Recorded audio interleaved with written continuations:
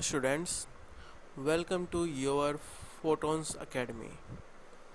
Last lecture में हमने Newton second law of motion पढ़ा था और आज उसी सीरीज को कंटिन्यू रखते हुए आज हम पढ़ेंगे Newton's third law of motion, जिसको हम लॉ ऑफ एक्शन रिएक्शन भी कहते हैं। Law of action reaction. तो इसकी स्टेटमेंट क्या है? तो इसकी स्टेटमेंट देखते हैं हम एक बार। तो ये लो क्या कहता है? ये लो कहता है टू एवरी रिएक्शन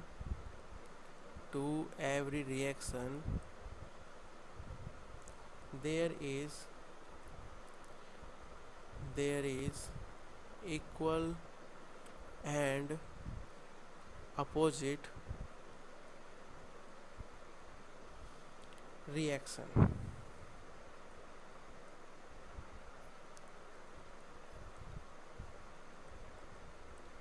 तो ये लोग क्या कहता है? ये लोग ये कहता है कि to every reaction there is equal and opposite reaction, यानी कि हर एक क्रिया की प्रतिक्रिया जरूर होती है। तो इसको समझते हैं कैसे। तो हम सपोज करते हैं कि ये कोई वॉल है, दीवार है ये कोई, ठीक है, और इधर से हम कोई गेंद है, कोई बॉल है हमारे पास, उसको हम दीवार पे हिट कर रहे हैं। तो जैसे ही बॉल दीवार पे हिट होगी, ठीक है, तो बॉल दीवार पे क्या लगाएगी? एक फोर्स अप्लाई करेगी। तो बॉल ने दीवार पे क्या किया? एक फोर्स अप्लाई किया। उसके रिटर्न में बॉल भी क्या करेगी? उतना ही फोर्स बॉल पर अपोजिट डायरेक्शन में लगाएगी, ठीक है। तो इसी को कहते हैं हम कि एवरी रिएक्शन, हर एक रिएक्शन, बॉल ने क्या किया? रिएक्शन किया बॉल के ऊपर, और बॉल ने उसका रिएक्शन दिया अपोजिट डायरेक्शन में सेम उसी अमाउंट से। तो कहने का मतलब है कि if we have a body 1 and another body 2 and one is applied a force on 2 and body 2 apply on a and body 2 apply a force on 1, यानी कि हमने सपोज किया कि हमारे पास दो बॉडीज़ है। बॉडी 1 बॉडी 2 पर एक फोर्स अप्लाई कर रही है, बॉडी 2 भी बॉडी 1 पर एक फोर्स अप्लाई कर रही है, जो कि उसकी रिएक्शन है बॉडी 1 की। अगर हम कहें कि body 1 force on first body, ठीक है, force on first body by 2, ठीक है, is equal to force on second body by 1।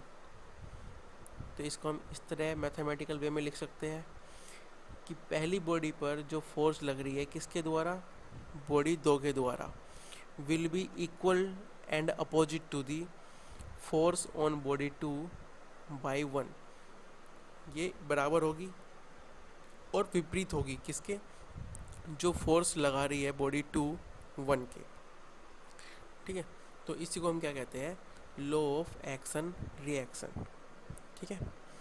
इसी को हम थोड़ा और डिटेल में देखते हैं।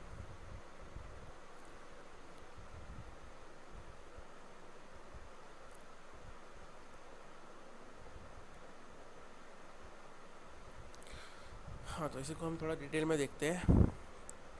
अभी हमने क्या देखा कि every reaction has an equal and opposite reaction, okay. तो ये क्या है? ये फोर्स ऑन 1 है, कोई बॉडी 1 है, उस पर फोर्स लग रही है, force on body 1 by body 2, कोई बॉडी 2 है, वो फोर्स लगा रही है इसके ऊपर। तो एक्सेलरेशन किस में आएगा? बॉडी 1 में आएगा, जिसका एक्सेलरेशन हमने सपोज कर लिया a1 है।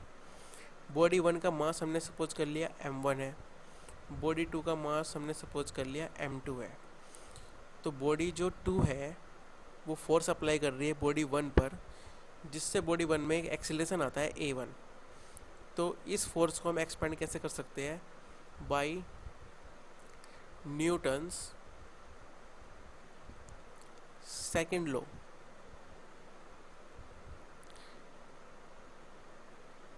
तो न्यूटन्स का सेकंड लॉ क्या कहता है कि F इजक्वल टू क्या होगा, ma।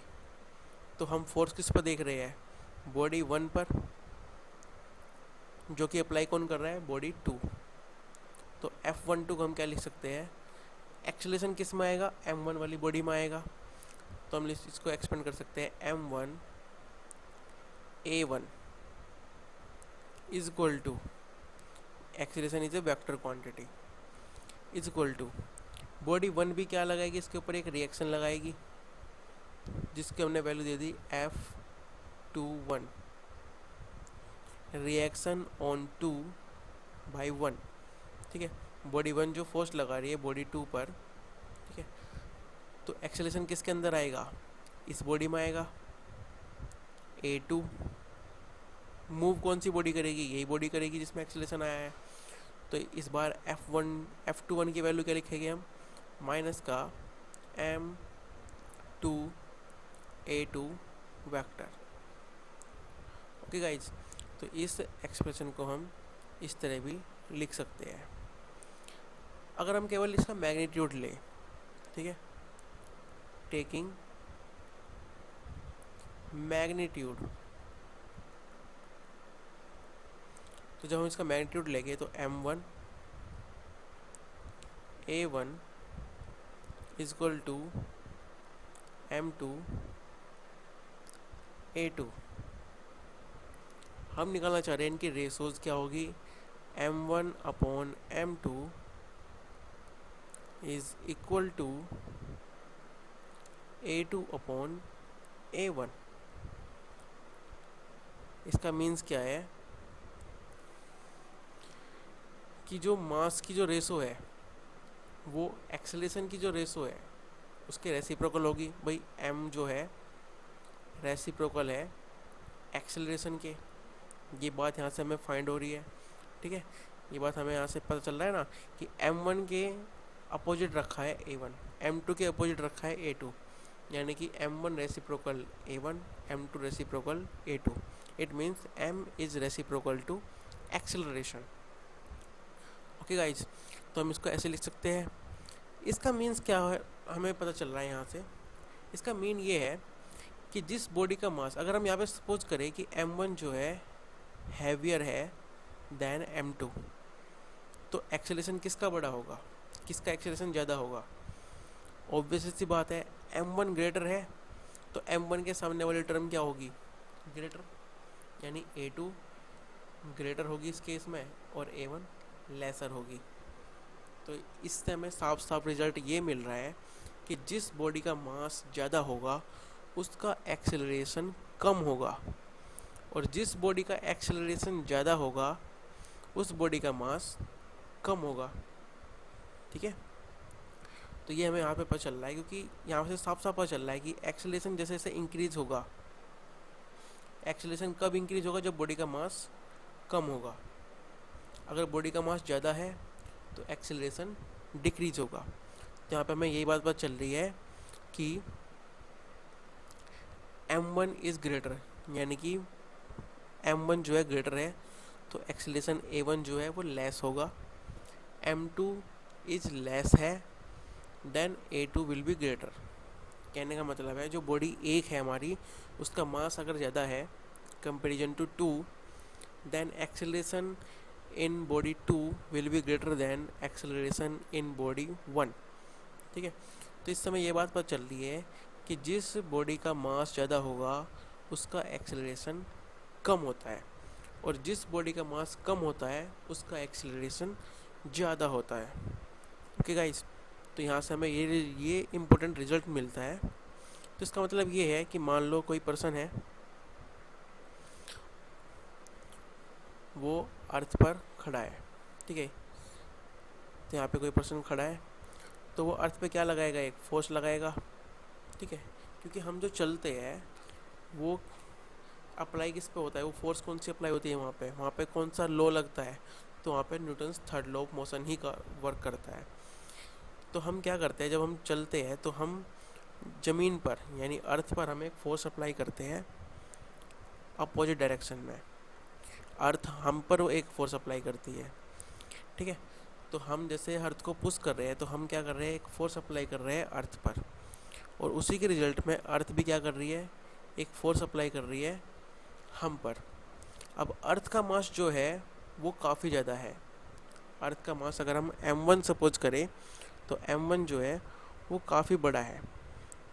तो m1 काफ़ी बड़ा है तो इसका मतलब है अर्थ की वजह से एक्सीलरेशन कम होगा।